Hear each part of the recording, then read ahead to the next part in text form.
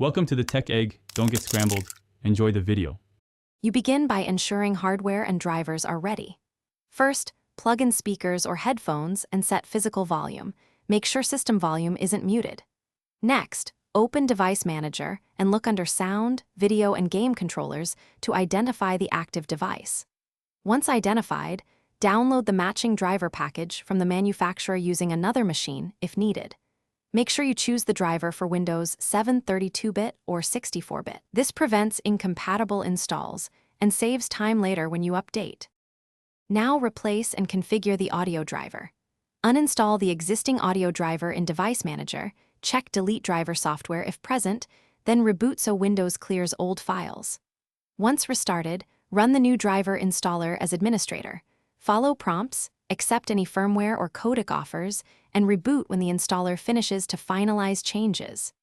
After reboot, open Control Panel right arrow sound. Set your speakers or headphones as the default playback device and play a system sound to confirm output. If levels are low, adjust playback device properties and enhancements. Finish by checking services and alternate paths. Open services. MSC, find Windows Audio and Windows Audio Endpoint Builder. Restart them and set startup type to automatic so sound returns after reboots. If problems persist, run the built-in Playing Audio Troubleshooter and test another app or a USB audio device to narrow hardware versus software.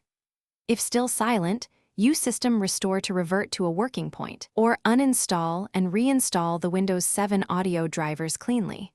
One key tip: if audio works intermittently, test with a live Linux USB to confirm.